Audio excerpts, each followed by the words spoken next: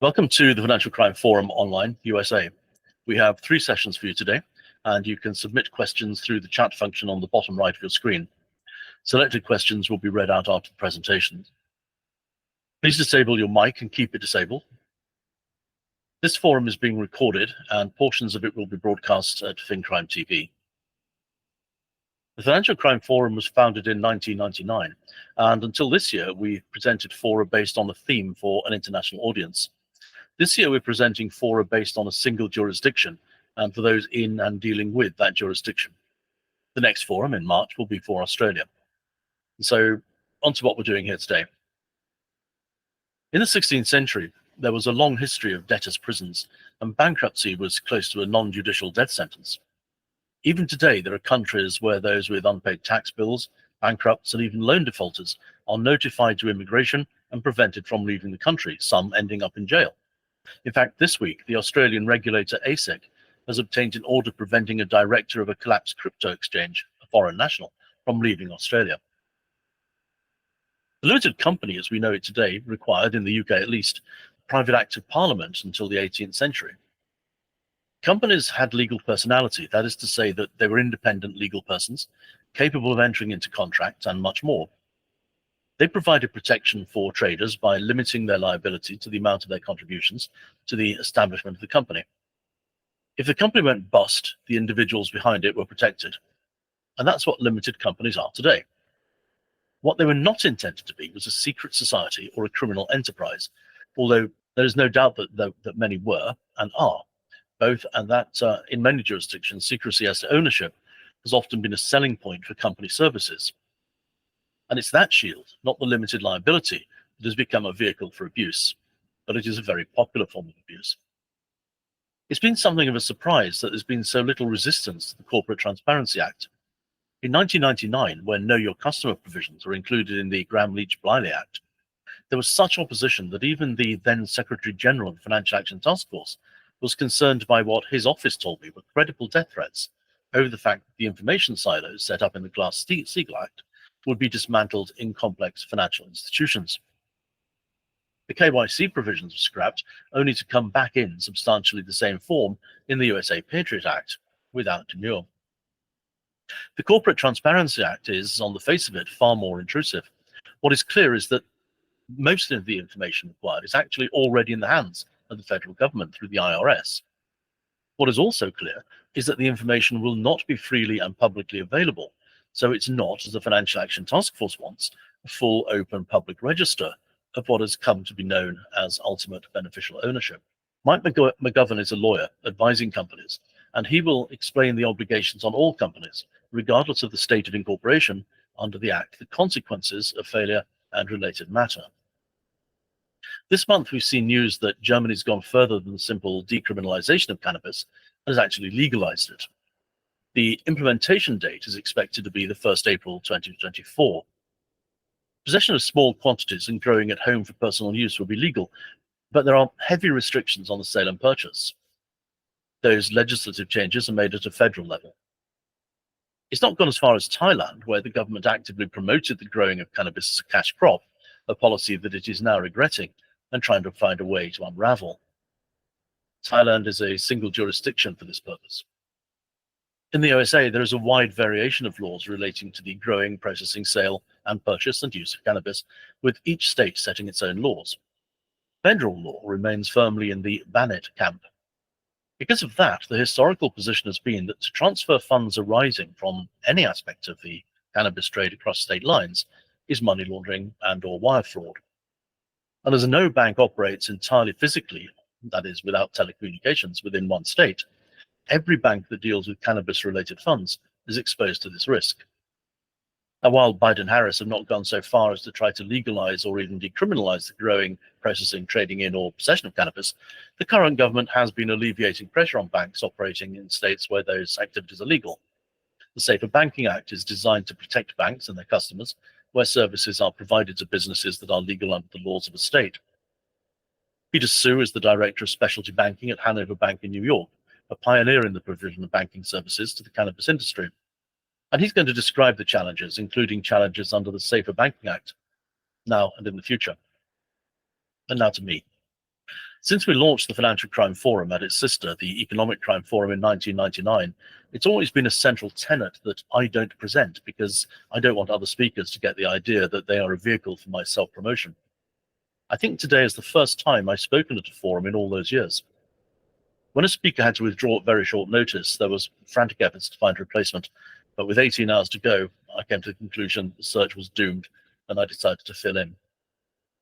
So I ran a poll on LinkedIn to ask which of three topics were preferred. There was understanding suspicion in financial crime.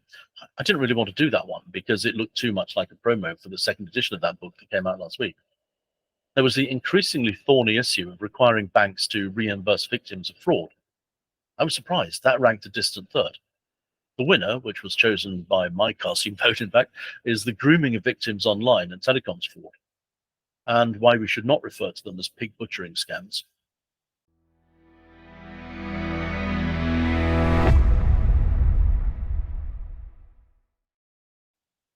I'm Nigel Morris Cottrell. After 25 years in law, in 1994, I became a financial crime risk and compliance strategist. Yeah, I started young, and I'm not aging too badly. In the 1980s, mailboxes around the world began to see airmail letters with stamps on them, appearing mostly from Nigeria. Today, some young people get a bit tetchy when someone talks about the Nigerian scam or uses a Nigerian prince as shorthand for a specific type of fraud. Well, they shouldn't, for the specific reason that it's part of history. And if we don't use history, learn from it, and build upon it, we're forever reinventing the wheel. The Nigerian scam was later criminalized in the Nigerian Criminal Code as advance fee fraud under Section 419, and that's why such frauds are often called 419 frauds. As time went on, the letters began to appear in normal envelopes with normal stamps. Those young people cannot conceive of the world at that time. The only telecommunications were landlines, telexes, and telegrams. Even fax was rare until the second half of the 1980s. What's fax? I hear them ask. Well, I shall tell you that in 1986, when I telephoned an out-of-town solicitor and asked for his fax number, that was the reply he gave. Telephones were expensive. In the UK, we had only recently moved from a pricing model that had peak hours between 8 a.m. and 2 p.m. Across the country, desks had signs saying, "Can that call wait until after 2 p.m.? So communications with the fraudster in Nigeria, which were all done by email, was slow. Phoning overseas was impossibly expensive for most people. Today, instant messaging is as close to instant and free as we can realistically expect. This is important because it is often said that frauds that depend on some kind of messaging are successful because of the speed involved, that people have no time to be cautious, that short time gives the fraudster the opportunity to put pressure on. And to agree, that's a factor. But the fact is that the same frauds that groomed victims using some kinds of communication worked even when there might have been a 2-week turnaround time. This demonstrates that we make fundamental mistakes. We look at the tech when we should be looking at the conduct. The tech is a tool, it's a conduit, a presentation device, but it's not the fraud. The fraud is what the fraudster writes, says, displays on your screen, and what he does. Be it by telephone, SMS, messaging system, email, or anything else. It's the conduct that we need to focus on. The failure of Heartland Bank is worth a look. Almost every news report takes delight in saying the bank was taken down by a pig butchering scam. Well, there was no pigs, there was no butcher, and it was a fraud. We shouldn't use the word scam because it makes a fraud sound less serious than it is. Let's think about the term pig butchering. It's widely assumed to have originated in China in about 2021. Some people saying that this type of fraud was a reaction to COVID-19 lockdowns and the lack of travelers to, amongst other things, casinos catering to Chinese tourists. Well, maybe the name did, but the type of fraud did not. It is prevalent in China on messaging apps and social media sites long before that. I know victims. It was highly organized. It used fake accounts tied to e-wallet payments within closed systems and, amongst others, targeted sellers in online marketplaces. In one case that came to me, a seller received a deposit for a pair of shoes. The customer asked for a refund, which was given, and then so-called customer service got involved and talked her into making an additional payment and into sending the shoes to an anonymous address. She was cautious. She tried to get confirmation from the platform, but it was no help. Eventually, persuaded by information that she thought only the platform would know, she did as customer service asked. That was in 2017. The phrase pig butchering means exactly the opposite of what it is said to mean. It's said that the victim is encouraged to put more and more money into whatever scheme is being used, and then being fattened up. Having done that, it's then led to slaughter. But it's not being fattened, it's being bled dry. By the time the last payment is made, it's a very skinny piggy. Many people have now decided that it's a crypto fraud. True, some instances do relate to crypto, but most do not. They're people like you and me who will send money to someone they trust for a reason that seems good at the time. But my primary concern with the phrase is that its use is counterproductive. All buzzwords have two functions. One is to act as a shorthand between people familiar with the subject. The other is to be exclusionary. It's to make those that don't already know it feel inferior. Then they ask the person who used it what it means. That massages the ego of the person using it, but, and here's where it becomes fascinating, it creates engagement. That is the primary objective of every salesman and every con artist. Now, in the past, in the future, and currently, and in every tiny corner of society, in every tiny corner of the world, the process goes the same way. Get interest, engagement, trust, and close. From pump and dump to selling a pig in a poke, it's exactly the same. So when anyone talks about pig butchering, they're really trying to raise interest, to establish superiority over the target, and to create engagement. That's the same as every 419 scam that has arrived in your inbox, just like every fake profile on a dating app, social media, and so on. It's like every mortgage fraud in 1985 and 1986 that were the genesis of the global financial crisis. It's like electric vehicles. It's just like companies valuing themselves on revenues and brand values. If you sell people stuff they don't understand and are too embarrassed to question, your fraud is well on the way to success. The Heartland Tri-State Bank case is an example. The former CEO, Shan Haynes, has been prosecuted for embezzlement. He was due in court in Kansas yesterday, and when I wrote this paper, there was no official word of what happened. Haynes is accused of intentionally defrauding the bank by willfully misapplying and embezzling approximately $47.1 million. He allegedly did this by making a series of interbank transfers between May 2023 and July 2023 to purchase cryptocurrency for his personal benefit. Regulators have now said that the collapsed Heartland borrowed some $27 million from a federal fund and that it's not accounted for. Haynes, it is alleged, got involved in a cryptocurrency investment fraud. Now, it's easy to look and say he's educated, financially aware, he's clearly not stupid. But if we look at the history of 419 scams, we find business people, a mayor, a judge, a senior military official, people that pretty much all border on being registered as politically exposed persons, and many other people who are also educated, financially aware, and clearly not stupid. But there is another criterion: greed. And yet, in all the 419 frauds, the black money scams and dating site frauds I've seen, even though greed is often an initial factor, it soon fades away of something even more insidious: embarrassment. People move from trusting to questioning the fraudster, but they continue to hand over more money because they want to believe that paying more will secure the return of the money they have already handed over.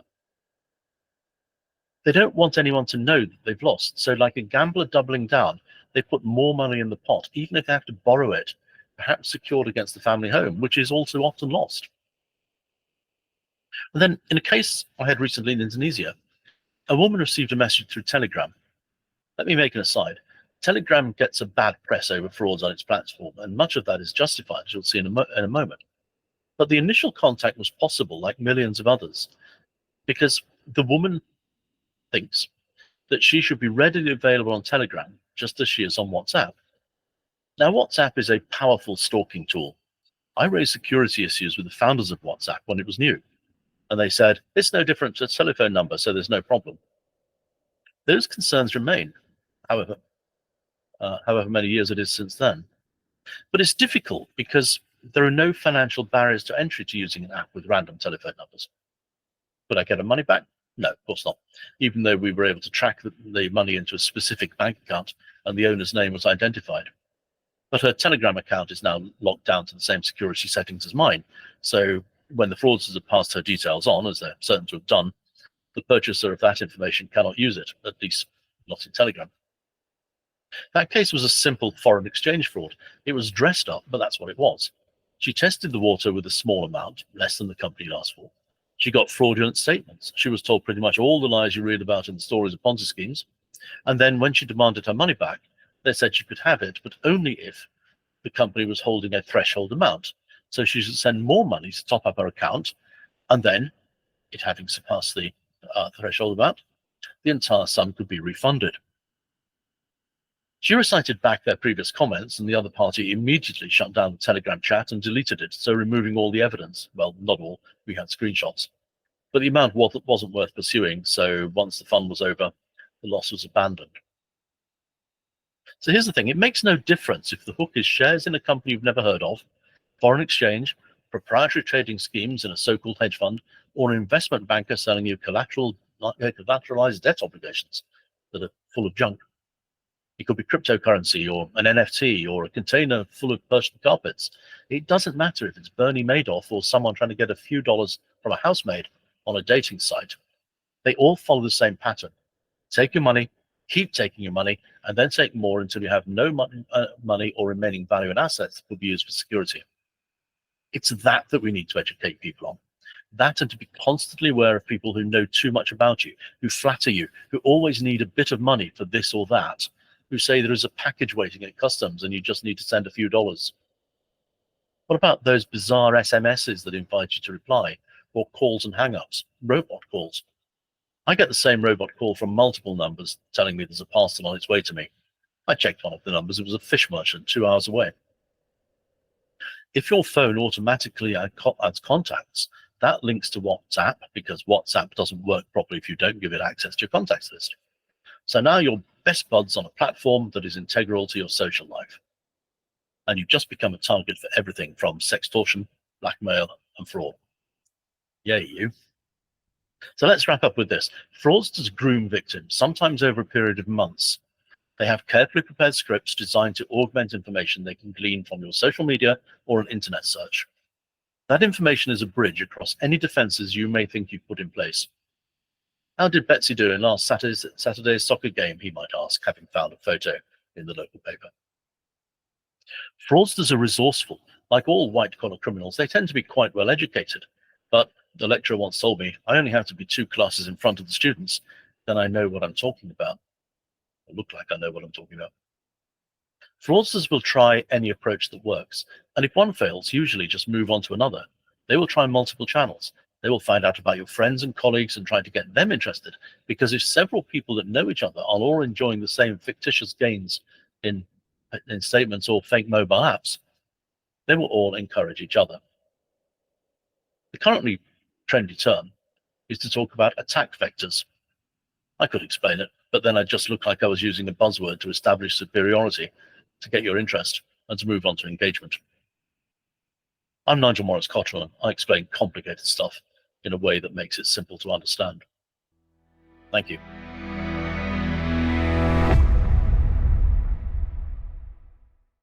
My name is Mike McGovern. I'm a corporate securities and tax attorney based out of Austin, Texas, and founding partner of McGovern Law. We represent startups, entrepreneurs, and investors across the globe in run-of-the-mill transactions and also rather sophisticated national and international transactions. I'm presenting today regarding the Corporate Transparency Act, in a newly effective law that's pretty sweeping and very confusing to most, including many attorneys. So my goal is to give you more of a summarial, 10,000-foot view of it, and some background led up to it, and some closing thoughts, and hopefully you learned something along the way. Okay, so background. More than 2 million U.S. entities are formed every year. And in the kind of legislative text of the act itself, some of the rationale, justification for enactment, it's, most states don't require information about the beneficial owners of U.S. entities, and we'll get to what a beneficial owner is. which opens the door to robust opportunities for malign actors to conceal their ownership in such entities to facilitate illicit activity, such as money laundering, terrorism financing, proliferation financing, tax fraud, human and drug trafficking, so on and so forth. So the Financial Crimes Enforcement Network, FinCEN, advocated for the adoption of the CTA to educate. Their stated purpose was to educate the public, but us practitioners in the know feel that this was a roundabout way to collect information regarding foreign ownership, that they may not be able to secure it by other means. However, it is a very broad net that they cast, and captures a lot more than just that. I'd say disproportionate by probably 10 to 1. So as a result, CTA was enacted and took effect on the 1st of this year, 2024. The CTA generally requires non-US, non-exempt US entities and foreign entities that are registered or supposed to be registered in the US to do business here, that were already in existence or doing business here prior to January 1, 2024, to file their initial beneficial ownership information, refer to that along the way as BOI reports, no later than the end of this year. They technically have until January 1, 2025. However, for entities that were formed or came to do business here in the US on the 1st of this year or after, they have only 30 days to file that initial report.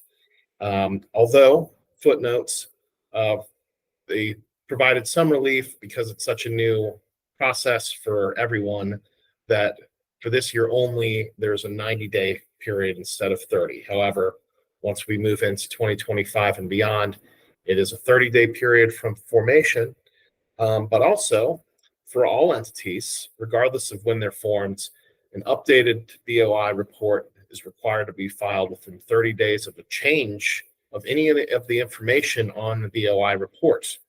That begins on the day the change occurs, and it's regardless of actual or constructive knowledge of those changes. And we'll get down the line here, and you'll see why that's a practical issue for implementation and monitoring. All right, so what goes on the BOI report? For the reporting company, there's information about the company itself, and then there's information about the beneficial owners of the company. We'll go kind of split those in two. So for the reporting company, it's the legal name and any trade names or DBAs, the current street address of the principal place of business in the U.S., or if it's non-U.S., the current principal address located outside the U.S. for its headquarters, jurisdiction of formation, and taxpayer ID.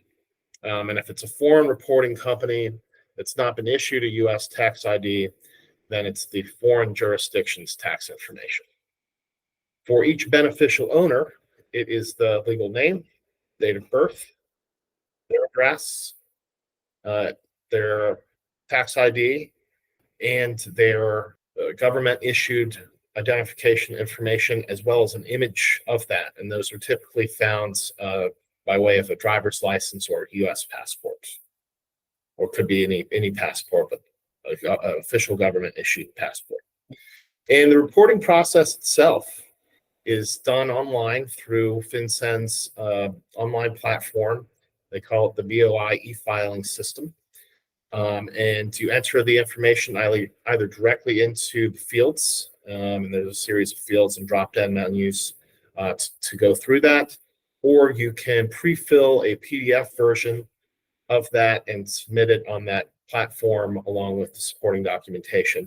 One headache issue that has been raised by many is that if you choose to file it directly by entering the information in the text fields, that you cannot save it and come back to it later. You must have all of the information handy at the time. And so that can be a problem if you don't know what you're collecting. You don't have to be a lawyer to file this, or a CPA, be the beneficial owner or someone with substantial control, which we'll get over or get to in a minute, or a third party that you have engaged specifically for this. So there are a bunch of filing services that are starting to crop up to help people with this filing obligation. Once we have the initial report filed, what are some examples of what would cause us to file an update along the way? And you will find this is rather invasive and going to be a nightmare to monitor. But it's any change of a beneficial owner, and that's we'll explain further in a minute here, but that's basically anybody who is able to exert substantial control over the company. They may not even own anything, despite the title, or owns over or over 25% of the direct or indirect ownership interests in the reporting company. So anytime any of those change, you have 30 days to file an update.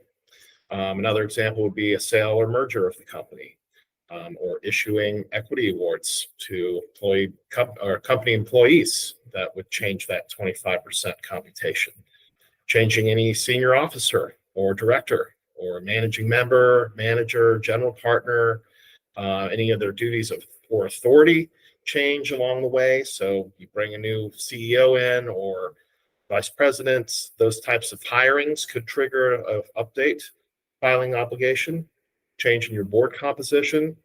Believe it or not, issuance of debt obligations that don't even have any ownership or equity components to them, so long as those debt obligations come attended with the ability to influence or control the company. So there are all kinds of debt instruments out there that give the lender authority to consent to or direct the sale of assets of the company or sale of equity interests, those types of things. Believe it or not, they would actually be considered a beneficial owner.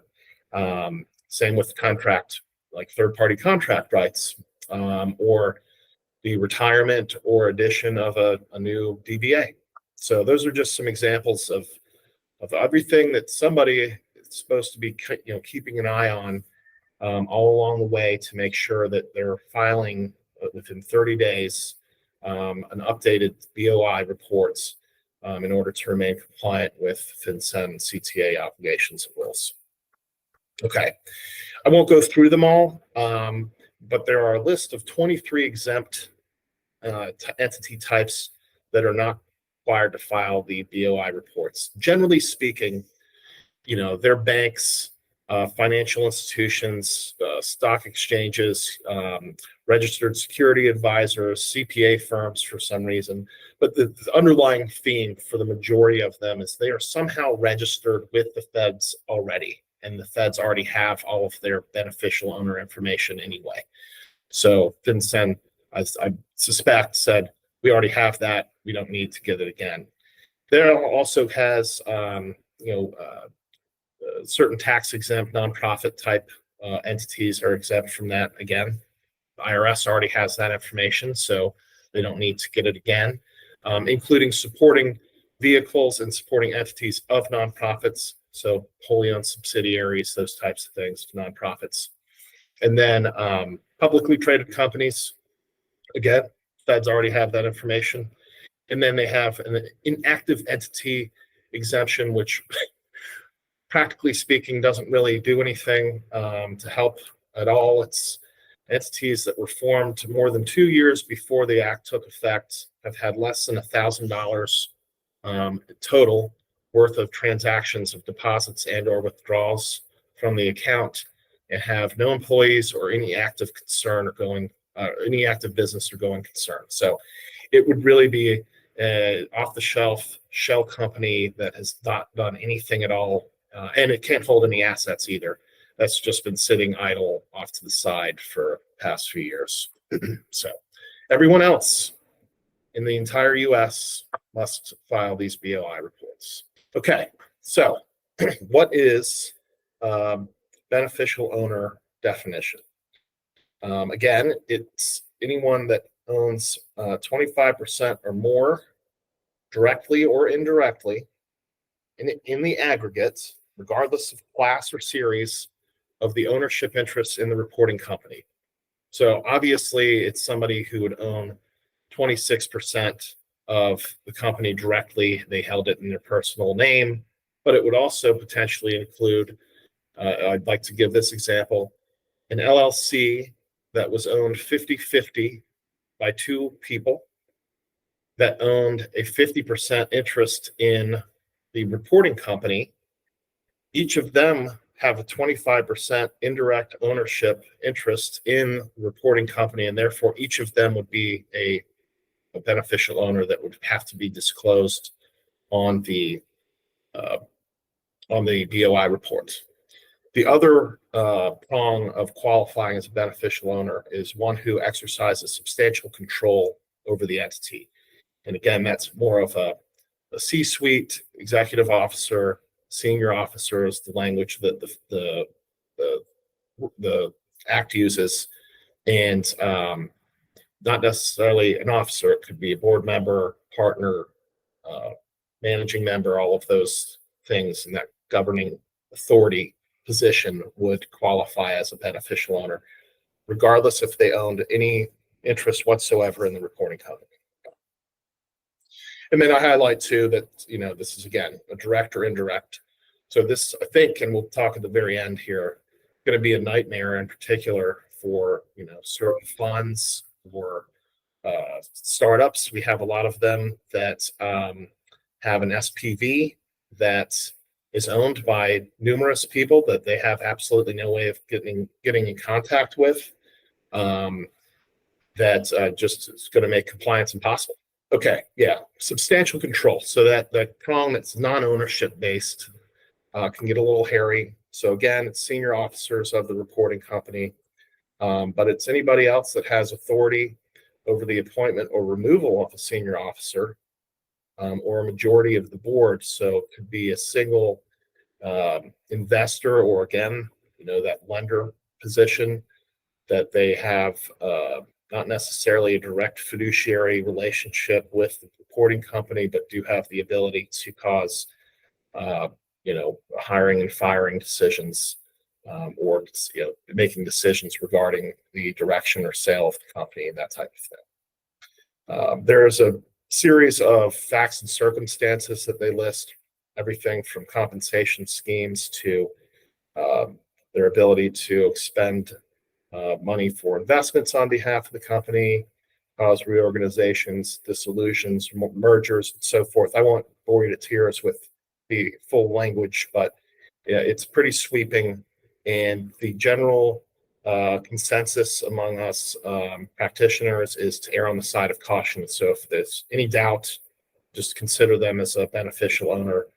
The consequences of being wrong and not reporting them are worse than reporting someone who is not necessarily for sure a beneficial owner. That's just our take.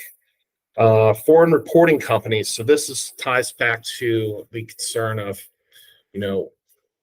non-U.S. entities that may have a U.S. presence. So a good example would be a German, corporation that doesn't even have a U.S. subsidiary, but is, actively operating and conducting operations in the U.S., maybe even has employees or contractors here, that type of thing, and are required technically by state law, not federal, but state law to register as a foreign entity doing business in those states.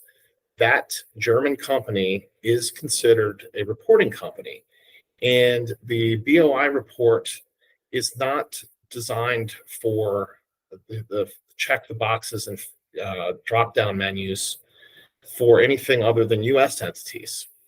So the concern is, how would you report and you'll have to forgive me what the acronym is, but I believe it's a GmbH, when you only have an option of LLC, corporation, and partnership to choose from. That would be considered, having to pick one, and there's not really an other option. That would be a false filing. There's penalties for filing a false document with the federal government. So it's a bit of a catch-22 territory for them. So that's just one practical concern that has come up with foreign reporting obligations. And we'll get to this towards the very end. How do they even know that they have this obligation?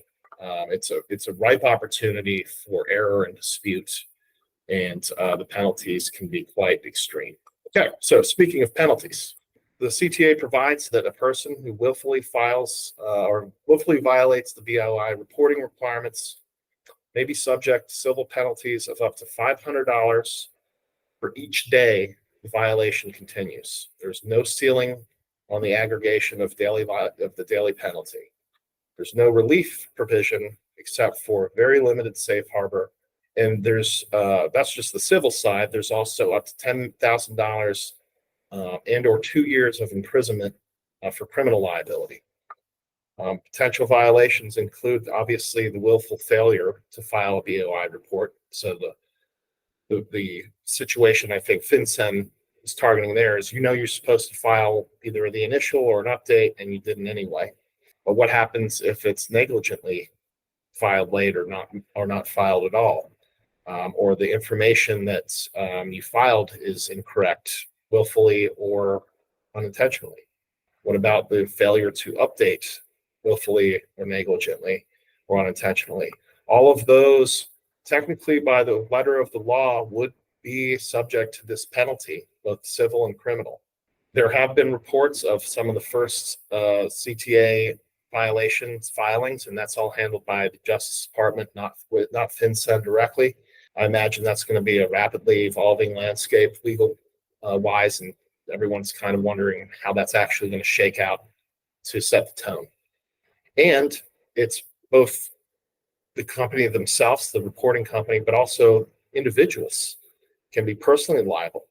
So, the individuals can be personally liable for failure to complete or update the BOI if the person causes the failure or is a senior officer of the entity at the time of the failure. So not the actual filer, but also anyone who willfully gives the filer false information or just so happens to be a senior officer of the company at the time the filing was made. So that's it in a nutshell. Here are just some practical parting words and thoughts that have been knocked around in our legal community. The legislation is probably one of the broadest sweeping and invasive pieces of legislation of corporate law in history of U.S. Just in my everyday conversations with both clients and other practitioners, including lawyers, there's an alarming number of U.S. reporting companies, beneficial owners, and so forth, that are completely unaware of this law's existence whatsoever. And there's a lot of criticism that the public outreach of FinCEN to educate the public about this was virtually 100% ineffective. The implementation is horrendous. They did not even provide full information about the rules until just before the act took effect, leaving very little time for people to prepare for compliance, ask questions, and so forth. Practically speaking, again, how easy or difficult will it be to contact beneficial owners, the defined term, to obtain their information and maintain continuously updated information to facilitate timely filing of updated BOI reports? A great example I used the other day is, what happens if a beneficial owner that's nothing more than a passive investor or a passive investor of a SPV that invested in the reporting company moves and gets a new driver's license? That technically would be a reporting update obligation. And how would you know that? So just practically speaking, there's major concern of noncompliance, even if you're doing everything reasonably practical to do so. And there's no relief for reasonably practical. It's almost strict liability. That said, the CTA, not surprisingly, is subject to a growing number of legal claims and appeals, as well as evolving updates to rules and guidance from FinCEN. So its future is uncertain. We saw a lot of this several years ago, reporting obligations and money laundering territory. I don't think CTA is going away. It may change a lot, maybe dialed back quite a bit. but I think it's probably here to stay in some form or fashion, and just have to keep tabs on its evolution and how to comply as best we can. But yeah, that's all I've got. Appreciate your time, and again, you can find us on the internet at McGovernlaw.com, and happy to answer any questions you may have.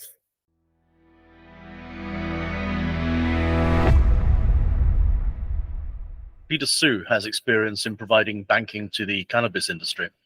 The complexity of the varying approaches by states and the conflict with federal law is one problem. The varying attitudes of state regulators is also in conflict with federal regulators. All of this is overlaid by the planned Safer Banking Act, and banking's not only deposits, it's also the question of borrowing. So please welcome Peter Sue. Nigel, thank you very much. My name is Peter Sue. I'm the Director of Specialty Banking for Hanover Bank here in New York. This is actually my third cannabis banking program, something I'm probably a little too proud of. I also acted as a consultant to dozens of programs so prior to this position here. So yes, I've dealt with banking and financing specific to cannabis for many years now. Because this is the Financial Crime Forum, I did want to point out that cannabis banking is sort of fascinating in that context because, well, it's kind of not a crime, right? It is a crime in a technical sense, obviously. It's federally illegal. However, as states move forward with either a medical program or in many cases now, full adult use recreational programs, we now have 38 states that have a medical use program, 27 states that have adult use. So more than half of the states. And from a population perspective, well more than half of the populations. Because of course it's mostly the coastal states that are legalizing. So in other words, within the state of New York, where I'm based, it's not a crime on a state level. Again, it is a crime on a federal level. So what's sort of fascinating about that, I guess, from a banking perspective, and again, I'm highlighting this for your audience as a financial crime, is that it sort of lives in between. That's the discrepancy between the federal and the state law. The issue, of course, is that in the US, we do have federal supremacy. In the event of some sort of discrepancy, federal law is supposed to trump state law. What we essentially have then is a state of clear non-compliance, but essentially implied non-enforcement. In fact, in 2018, my state level regulator, so DFS, Department of Financial Services, actually released a memo encouraging state chartered banks to bank what was then a medical only program. And I know, before, when we were just chit-chatting before the show started, I do personally feel that there is a stigma from medical use as compared to, say, adult use. And from whether it's, you call it psychological, you can call it cultural, but the fact is, if you look at our, say, for example, the proposed legislation, Safe Banking Act, now called SAFER, when SAFE was first introduced 10 years ago, there was a lot of support for it. It was believed to be a fait accompli. It was going to pass, and it was not going, and it was going to open the world for cannabis banking. However, 10 years, 9 attempts later, SAFER is languishing in the House. But what also happened 10 years ago, states started passing adult use programs. This is just a personal opinion, but I believe that there is far less support for recreational cannabis than there is for medical use cannabis. In 2014, our FinCEN, and Michael referenced them as well, the Financial Crime Enforcement Network released a set of guidance, cleverly named the 2014 FinCEN Guidance. And it essentially says, hey, if you're going to bank cannabis, make sure you do this. In other words, we, as your banking regulator, here are our expectations if you are banking marijuana. And it has very clear guidance points, red flags even. The double-edged sword there is that the FinCEN 2014 guidance is a copy and paste of the Cole Memorandum. And the Cole Memorandum was originally written as prosecutorial priorities for federal prosecutors. And it has things like ensure, protect federal interests, for example, ensure cannabis activities are prohibited from federal land, parks, et cetera. Money I'm sorry, cannabis businesses are not a front for cartel money, for example, which again makes sense when you think about it in the lens of a prosecutor. But how does that make sense for a bank? What I mean by that is as your banker, how do I know if you are or are not selling to a minor? Now, this doesn't mean I support you selling to a minor, obviously. What I mean is, how do I know if you are or you are not? And in the early days, I felt like one of the things that would happen is a lot of banks and credit unions would simply copy and paste the FinCEN 2014 guidance into their BSA policy. And that, of course, formed the early days of cannabis banking where it was really over the top. So think of it this way. Cannabis banking is an issue. Why? Because it's federally illegal, right? So what does the bank do? What can the bank do to make it less federally illegal? Nothing. There is nothing I can do to make it less federally illegal. In other words, any step I take, I walk in and a bank says, well, this is high risk, so we need to be very careful. Why do we need to be very careful? Well, it's federally illegal. Okay, but what are we going to do about the fact that it's federally illegal? The answer is not a darn thing. So in other words, a lot of what we do on a cannabis banking level, respectfully, is compliance theater. We are putting on a little show. There's optics involved. We have thrown the kitchen sink at this. So in other words, an examiner comes in, says, how do you feel comfortable? Tell me how you got comfortable banking cannabis. And we, of course, say, well, we've really heavily vetted these people, and this, that, the other thing. We check every dollar, check every transaction, all of which is true. I'm not saying it's not true. I just mean, why do we do that? Because it looks good.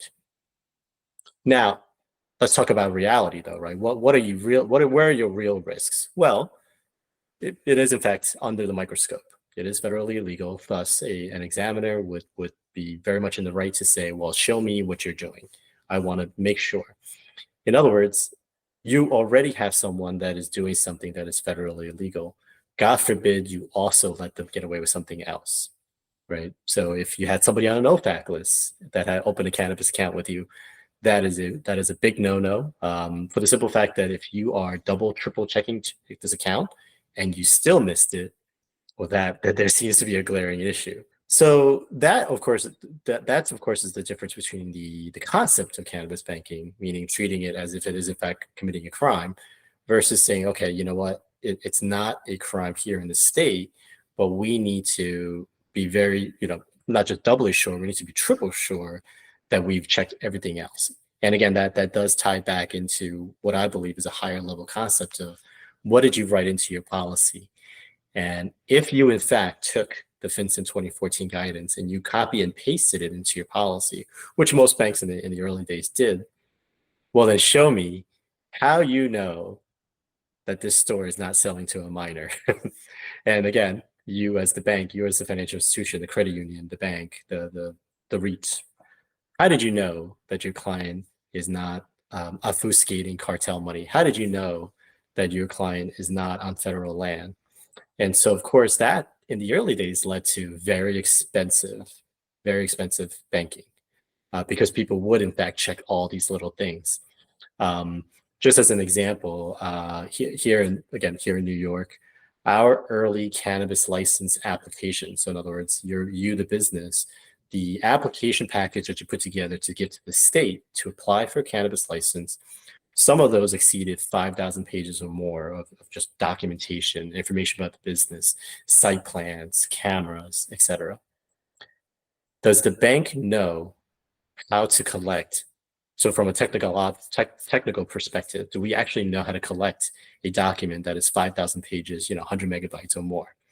Then who's going to read that application? The person that reads the application, do they know what they're reading? Do they understand it? Find the relevant information, the true relevant information to the FI. So this is why in the early days, you would see cannabis banking fees, monthly fees hit $10,000 a month. And it was just a checking account. Like you could literally do nothing else. You couldn't do ACH, you couldn't do wires. There was no lending, et cetera, et cetera. Now, why couldn't you do ACH, wires, lending, et cetera? Well, despite the fact that you might be a state chartered bank, you might be, for example, FDIC insured, a federal agency. You might use FedWire, which you do, which again, federal agency. ACH, the automated clearinghouse, which is a function of the Fed. The issue, of course, is that if you were to go to your regulator and you ask for permission, ask for an opinion, I want to do cannabis banking, give me your opinion. Unfortunately, in most cases, they won't do that. In other words, they won't approve a cannabis banking program. They won't say it's okay. Now, they won't say it's not okay, but they won't say it's okay. So that again, that was why in the early days, it was pretty normal to see banking programs very expensive. So from a capability, from a cost perspective, that these are very, very expensive, but yet at the same time, very low on the capability capacity scale. So not allowing you really most services from the bank, just place for you to put your money, maybe cut checks, et cetera. Lending. So you're familiar with this concept that you can't build a contract around an illegal act. Well, cannabis is an illegal act, again, at least on a federal level. So the concern was, well, my loan, the only thing that's holding me there is a piece of paper. What if my paper is unenforceable? My contract is unenforceable. And actually, there are some precedences that support this theory. So in certain cases, and they were usually investors suing each other, that landed in federal court, and the court essentially said, but not taking sides per se, just threw it out. You can't bring this case here because this is a federally illegal enterprise. It's the same concept why cannabis businesses cannot file bankruptcy, because the bankruptcy plan cannot enjoin your federally illegal income stream. In fact, employees cannot. In some cases, personal bankruptcies have been stopped because you can't put a federally illegal income stream into a plan. This begs the question: certain things, for example, 401k, right? Well, literally a federal tax code. If you, as an employee of a legal cannabis business, right? You're a trimmer, you're a grower, your income stream is illegal. Can you have a 401k? Can that business offer its employees 401k? On paper, you might say no. However, they exist, they happen. Same with mortgages. When we file a mortgage, and you fill out that mortgage statement, the application, excuse me.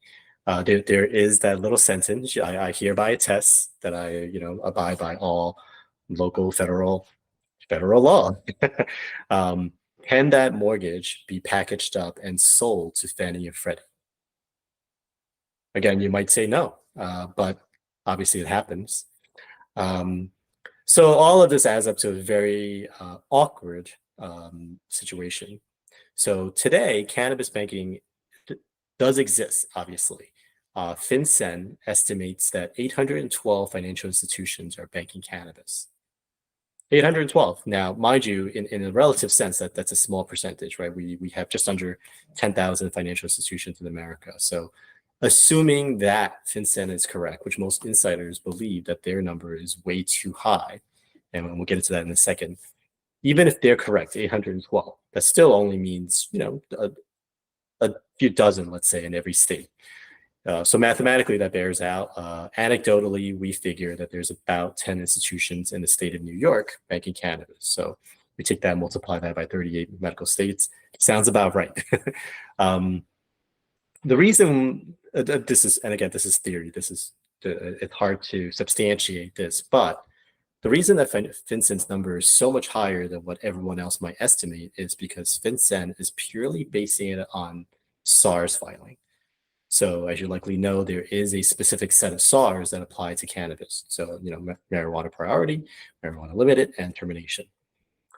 FinCEN will count you as a financial institution willingly banking cannabis if you continuously file cannabis-related SARs, which has some logic, right? You know this is a cannabis business, you are filing SARs on it, and you are continuing to file SARs on it as opposed to filing a termination. In other words, you've identified you suspect a cannabis-related business, and you haven't closed that account, thus you are willingly banking that business. Makes logical sense. However, believe it or not, there is no textbook definition for what is and what is not a cannabis business. It sounds weird, but if you think about it, what is a cannabis business? So some examples are very obvious, right? If you're licensed, you're growing, you're selling, et cetera, you're somehow in the supply chain, you're a cannabis business. But what if you are someone like packaging? 100% of your income comes from legal cannabis businesses. 100% of your revenue comes from legal cannabis businesses. You yourself are not plant touching at all. Are you a cannabis business? Well, it's not clear. And again, as Michael mentioned, you will every institution will and should err on the side of caution. So there's no downside to misfiling a SAR, or rather unnecessarily filing a SAR. There is a huge downside if you did not file a SAR and you should have. So of course you will file a SAR if you even think that there's a reason to do so. So that then we take those examples forward. What if there's multiple entities? So for example, you've got a holding company and you've got investors, et cetera, technology companies. So we have a few very well-known POS, point of sales, companies that are specific to cannabis, like Dutchie, for example. That is a well-known, they probably own half of the market. 100% of their revenue comes from cannabis. They are viewed and considered a cannabis business. However, they have no license. They're not involved in the ecosystem. They're not involved in the plant touching process at all. But you definitely can't say it is not a cannabis business, but they're also absolutely non-plant touching. So would you, as an institution, would you file a SAR on that? I think I would. Then of course you got property. You have a property owner and there's a tenant, let's say. So your client is actually the property owner. They are not the licensed entity. However, if it's a standalone building, 100% of the rental income is from a legal cannabis business. Would you file a SAR on that? Unclear. Most insiders believe that number, the true number of cannabis-friendly banks, is closer to 100, maybe 150 or so. And again, dividing that across all the legal states. And I think that's accurate. I think if you consider the fact, some of the examples I gave, the unclearness around what is not a cannabis business, the fact that there may be multiple layers. Because if you start saying anyone that is related to cannabis, anyone that receives income from cannabis, then that could apply to almost anything, utilities, internet companies, et cetera. Governments for that matter, right? Does the state of New York now considered a cannabis-related business? The most textbook example we can come up with, for example, is so the SBA, our SBA does have did at one point write out in words what they believe, and of course they're just talking about, do they qualify for an SBA loan? And they came up with the term direct versus indirect. That language has now filtered down, of course, into the banks because it's easier for us. It's a more defensible position for us to reference an agency language rather than something we just made up ourselves. And actually, that supplants an earlier set of paradigm. So in the very early days, there was this complex like tier system, tier 1, tier 2, tier 3, tier 1 alternate, et cetera. And basically it described your proximity to the plant. So tier 1, of course, your licensed business. Tier 2 might be a holding company. Tier 3 is the attorney. But today, I think more of the institutions are moving towards what's referred to, and myself included, what is called direct versus indirect. So directs are the licensed businesses, again, actually plant touching, versus indirect, which would be really anyone that's ancillary and either providing consultancy, attorneys, frankly, perhaps even banks. So financing now is starting to happen more and more. Technically, of course, nothing has changed from a legal perspective. What has changed really is just the passage of time. In other words, as we see more people, more banks do it, right? So if we look at, say, 2015, FinCEN reported a number about 300-ish. Today, FinCEN is reporting 800-ish.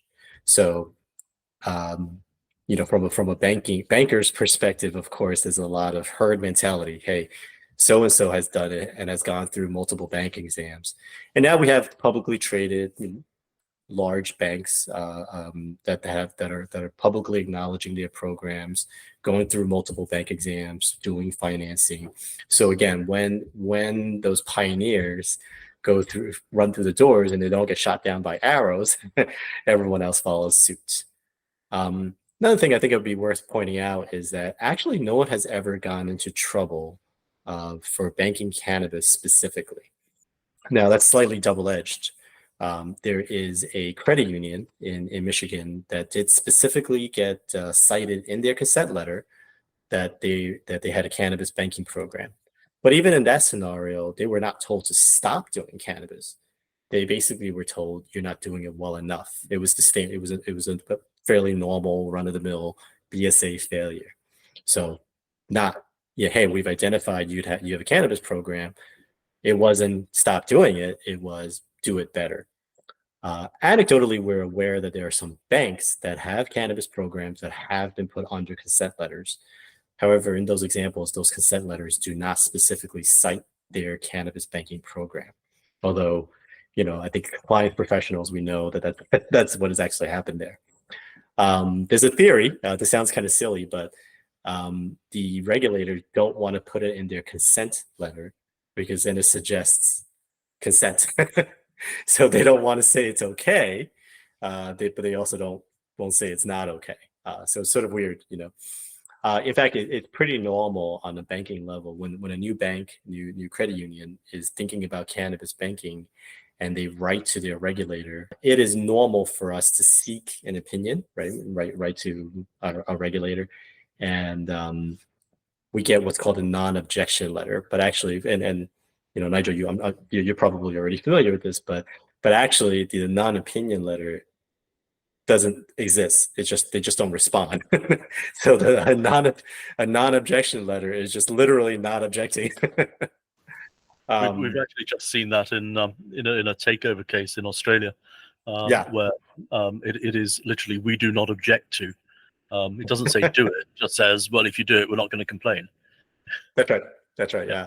But in our case, we take it a step further because you actually don't even get that letter.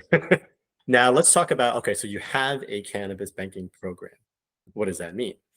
Well, again, you can certainly expect heightened scrutiny, right? So this goes back to where I said in the beginning, better have your ducks in a row because you have identified a high risk vertical to your examiner, to your regulators, in your policy, to your board, et cetera. And what do you do with a high risk vertical? Of course, you've gone above and beyond with your due diligence, your onboarding, your transaction monitoring. If you're telling me you're doing all of this and I still find something, that's the true risk, right? So in other words, going back to my very first statement, it's not so much that it's a financial crime anymore. It's that because it kind of exists in this weird discrepancy, right? So the fact that it is cannabis is really not the concern. In fact, if you think about it, a state licensed regulated cannabis business is so heavily scrutinized, so heavily regulated, that might be one of your safest customers. They have to put up with so much to get the license. They do go through so much compliance hoops, right?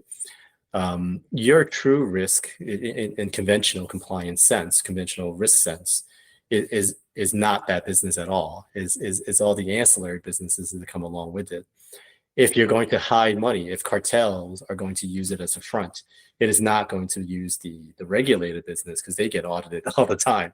They're going to use a different layer in between, a holding company, et cetera.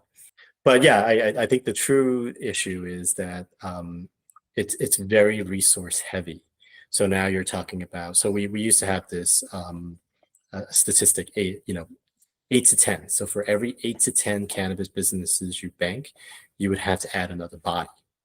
We're talking, FTEs. And that, of course, has to do with all of those, the heightened sense, an EDD process, right? A very heightened way of onboarding that customer. Transaction monitoring. So now if you're literally going through and looking at every transaction, that's real hours, and of course, the question is scalability. Like if you have a handful of customers, say 10, 20 customers, sure, your normal process will probably work.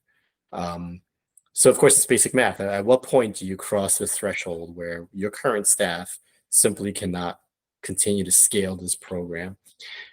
And of course, inherently there's your risk. Your examiner coming in and saying, how are you doing this? How are you doing this without staffing up?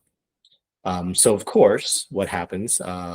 Vendors come in, software, RegTechs, etc., popped up into the space to fill that void. Not so much to do it for you, of course, because at the end of the day, it's your responsibility, but to ideally to improve the ratio of FTE hours you have to throw at it. But that's cannabis banking today, is that it's not that it's in fact, you're seeing that cost is coming down. If anything, it's become competitive. In certain markets, we're actually seeing that myself, I'm actually getting into hand-to-hand situations where I've had to negotiate. I'm coming to you, Nigel, bank with me, and you're saying, well, so-and-so is giving me a better deal. Versus the early days of like $10,000 and give me 3 months to onboard into your account. Today, that cost has come down tremendously. There's actually a few programs that are advertising free checking. I'm not actually sure how they're doing that, because you are still throwing resources at it. So it's approaching quote unquote normal banking, but yeah, it is still significantly above what a typical account, but very close to what I think what we would consider, high risk banking here. So very comparable to your MSBs, crypto, God forbid, things like that. Excellent. So one of the things that I noticed in that was I'd made a note about landlords of shopping centers, for example. So they may have 300 shops, of which one is a cannabis dealer. Still going to be a cannabis business? I guess they are. I mean, they're the same way that I would look at that. I would look at that and say, there is one shop in the middle of this that's selling counterfeit goods, and the owner of the shopping center knows it. Therefore, the owner of the shopping center is a money launderer. Right. So, so right there is a problem, right? Is the problem rather? We don't know. So what about the truck rentals and repairs and things like that?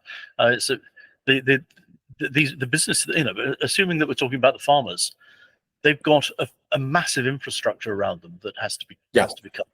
Yeah, right. And Mike, these businesses on a state level are fully legal, on a federal level are not legal at all, and yet they've got to register all the ownership in just the same way as a corner shop selling sweets. Oh, you're back. Right. Sorry, so there's that interesting question that was just that was thrown up in terms of there being an illegal business and it can't register for certain things that Peter was saying. So, given that it is an illegal federal business, how is it supposed to register that under the CTA? Yeah, and we actually work with quite a bit of cannabis, psilocybin, some other controlled substances, non-federally legalized clientele across the country, and this dates back to 5-6 years ago when it was just becoming a real thing, and banking was like the biggest hurdle for them to get through, and credit unions started sprouting up that were able to service them early on, and there were kind of micro economies within the cannabis space itself that they had chits and there's other types of Yeah, well, bargaining. that's Yeah. that's okay because that's all covered by state law. But the Correct. the Yeah. registration of beneficial owners is Yeah, federal. So the it question is, is. how do they register? I mean, given that the company itself is registered in the state, it's not registered in federally. So Yes. setting up the company is perfectly legal.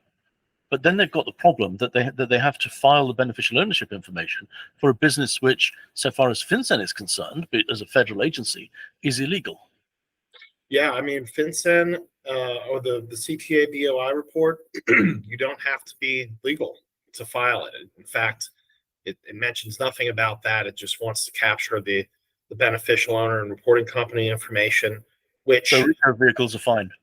well, that's exactly right. It makes the prosecutor's job much easier to track down who the decision makers are and who the actual owners of any illegal activity businesses that they're got a target on. It's So it's a if a bank is providing these services, how does it affect the bank's the risk assessment of that bank when it's doing business with other banks in states that do not allow cannabis banking? My perspective is that it doesn't change much. Well, I'm sorry, that question is hard to answer in a vacuum because it depends obviously on the overall bank itself. So in other words, if you are underwriting it, say from a risk, from an insurance perspective, in most cases it's simply a rider in your policy. However, if you are a bank that is disproportionately high risk, so let's say your overall portfolio, say you're a $2 billion bank and you have $500 million worth of cannabis money. Well, that's first of all, your safety and soundness is off balance, right? Et cetera, et cetera. So it really is a question of its percentage relative to your overall asset size. Because if it's a relatively negligible piece of your portfolio, if it had to be shut down tomorrow, let's say, it's a relative non-factor. However, let's just say federal policy for some reason changes. All of a sudden tomorrow they decide, no, we're going to shut every cannabis business down. Then yeah, you're going to lose a significant piece of your portfolio, right? Or sorry, we're talking about a different sort of risk here. You're talking about the financial risk to the institution that's got the money. I'm talking about the financial crime risk assessment. Is this an organization that we would want to do business with? Does it fit our risk appetite? That I can see, yeah, that I can see. There are incidences where, so for example, a lot of smaller banks will use a larger bank as correspondent. And the correspondent banks are, of course, are typically larger institutions, and they will say, no, we don't do that. Well, that's going to be my next question. Particularly on an international basis. I mean, I live in Malaysia, where until recently people were it was a death penalty for having even quite small quantities of drugs, and it still is in Singapore. And so there is bound to be correspondent, and not just correspondent, but also counterparty banking transactions. The issue that we have with financial crime is that if a crime is a crime in two jurisdictions, then the proceeds of that crime are laundered. So commonality of offence is called. It's got to be the same crime in both, the same criminal conduct, not the same crime, same criminal conduct in both states, in both countries. But here we have a problem in that the US says it's illegal.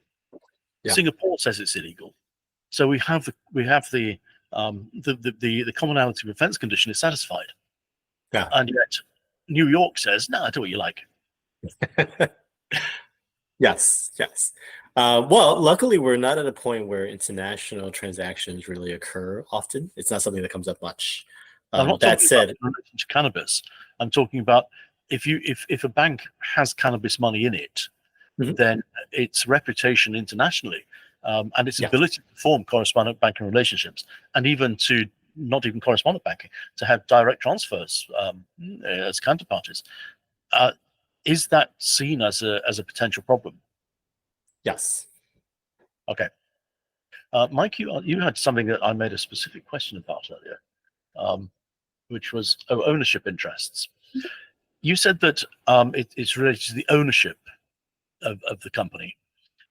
And you also went on to say that people who don't own the company but have influence over the company are relevant for this. That's different to the UK, incidentally.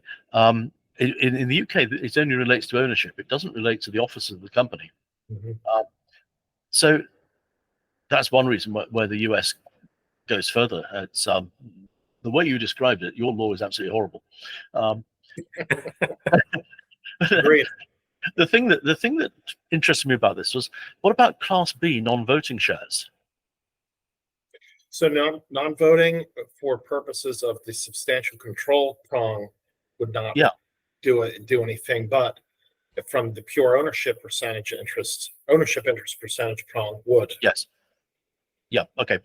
That makes perfect sense. Yeah. I was quite surprised that the USA is recording trading names or doing business as, because that's creating an enormous amount of data. Now, I know the UK is quite unusual, and it doesn't require registration of trade names. But are those names registered in the States, or in some states, and or with the IRS for tax purposes? Yeah, that's an interesting question, Nigel. So you can run you can operate as a trade name without registering or filing it anywhere. And typically, if you were going to file it and do it, on the up and up, you would file it with each state in which you're doing business under that trade name. You could submit it with IRS filings, but they don't particularly care about that thing. What they're really looking for is the EIN, tying it to the legal entity and knowing where the jurisdiction is of formation. Now, so how does that impact CTA reporting obligations? You would have to list out all trade names, whether you've registered them or not, on that report. And again, I think if you look at really what I believe is this underlying spirit of the law and why we're here in the first place, talking about it, is to make it easy for prosecutors to identify who owns a material portion of these businesses and who makes decisions on behalf of these businesses, and how are they out there doing business under what names, so they can more easily connect dots if they wanted to do an investigation. I can see that that this is driven by prosecutors, but actually, I don't think the prosecutors are the most important people here. I think it's the bankers. I think it's like Peter, who needs to know who he's dealing with, so that he can do his know your customer, so that he can file his reports properly. So he's filing his suspicious activity reports as and when required, because he's got the data. And that's where I see the benefits of this. It's also in fraud risk management and other things. I think from my point of view, the prosecutors are quite a long way down the line of who this is valuable for. And the difficulty that there is, though, is that prosecutors get access to it when people like Peter don't. That's not all. Peter had a question as well, which was, where's it gone? What about the ultimate beneficial owner exemption for pooled investment vehicles? Is there one? There is. So tell me what a pooled investment vehicle is. Yeah, sure. It's just a syndicated, typically an entity or trust of some kind that there are many different folks who contribute some form of capital, and that vehicle goes out and invests in one or more underlying investments. I like to equate them to a fund. Yeah, it's kind of like a hedge fund, but there's a company that it's all done through. Okay, that makes sense. What else have we got here? That's pretty much. Oh, Peter, I had an off-the-wall thought here that some of what you were talking about when you were saying about how do we know that this is what the business is doing? It seems to me that you're basically asking the same question that we've asked for the last decades in relation to massage parlors. Okay, it's a massage parlor. How much of that comes from the extras? Isn't it the same problem, just a different product? Specific to cannabis, not necessarily. I think that there is this there's a stigma, right? Like, why are you assuming that the cannabis business is much more likely to be crime driven than, let's say, any other business, than a massage parlor, for example? So in that lens, if a massage parlor came into the bank and said, I want to open an account, granted, the BSA officer, the compliance officer might say, okay, let's take a second look at it. But in a textbook sense, there's nothing blocking that massage parlor from opening an account here at all, right? Collected Right. business license, et cetera, boom, done. Sure, if I did a site visit and then I saw something, conversely, the cannabis business, which as I mentioned, it has been heavily vetted, right? I know exactly who the signers are, who the UBOs are, because they have to disclose all of that to the state, or at least this is what they're disclosing to the state, right? And I don't know, are you familiar with what we call seed to sale tracking in cannabis? No. So as the name would suggest, I what have they are very doing little experience with cannabis. Me too. As the name would suggest, there is product level tracking from seed to sale, or to consumption for that matter, right? Okay. So the farmer has to declare, I've planted 10,000 seeds, whatever the case may be, that yielded X number of plants, blah blah blah blah blah. I mean, they actually, it's crazy. They used to tag them with like plastic like tags. So then the next layer, right? Like how that turned into 10,000 pre-rolls and et cetera, et cetera, et cetera. So actually, from a banking perspective, from a financial crime perspective, I know way more about that joint than I do about that massage parlor. So again, compliance theater. When you think about why we heavily scrutinize the cannabis business, and to your point, why not the massage parlor, where frankly, respectfully, there may be some assumptions about that, but you don't make that assumption about the massage parlor, yet you do make the assumption about the cannabis business. Something crosses both of you. Peter said that a cannabis business can't be made bankrupt. I think outside the US, bankruptcy means something different. In the US, bankruptcy is an all-encompassing failure, whereas in the UK, for example, and in most other jurisdictions, bankruptcy relates to individuals, whereas companies go into receivership or administration, or they get wound up. So when you were saying about a business can't be made bankrupt, were you meaning that it can't go into administration because any profits that may come from that future business can't then be fed into the new company or the arrangement? Right. So if bankrupt, there is no business under the use outside the US. So because we want people outside the US to watch this, I need to understand where we're right. You cannot file for bankruptcy because the bankruptcy involves an orderly disposition of your income, right? So they have to put in the plan, okay, your $10,000 a month is going to go towards paying, Michael and Nigel. So you're talking about something like Chapter 11, which is a form of administration, an actual insolvency where there is no continuing business. That's not a problem. I mean, sure, a cannabis business can go out of business. What I mean is that you can't formalize the bankruptcy. Outside the USA is called bankrupt. Okay. Inside the USA, there's this all-encompassing thing under the Bankruptcy Act, and it means everything, with the whole range of things. But outside the US, you're talking about receivership or administration, rather than. Well, you actually can go into receivership for a cannabis business, but you cannot go into bankruptcy. Right. Okay, I think I understand. Are there any other businesses in the same position, Peter, Michael? I guess just really any psilocybin, I suppose, would be the same. Because it's because you can't put their income into a federally recognized document. Yeah. It's the So same. other businesses in the same position. Yeah, Michael? you can't avail yourself to the benefits of the government if you are engaged in a legal activity. Same reason for this has been a massive problem for cannabis companies early on, and now it's extended out to ketamine and psilocybin and all these other types of recreational and sometimes even medicinal.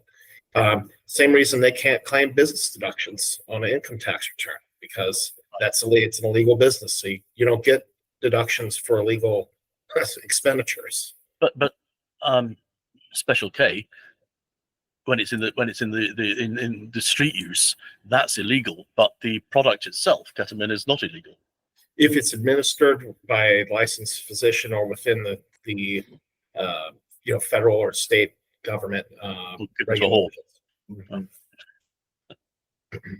Yeah. Presumably in Texas, it's mainly used for horses, isn't it?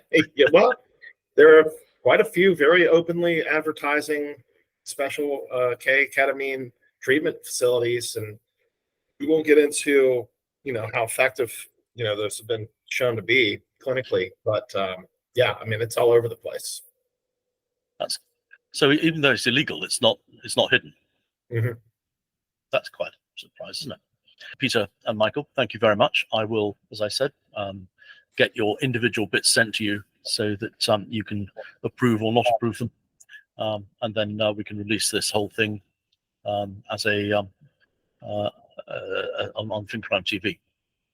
So, right. I just want to say thank you very much, gentlemen. Really enjoyable. Thank you, guys. I really appreciate the invite. It was very informational. Thank you. Thank Good. you. I'm glad you enjoyed it. Sure thing.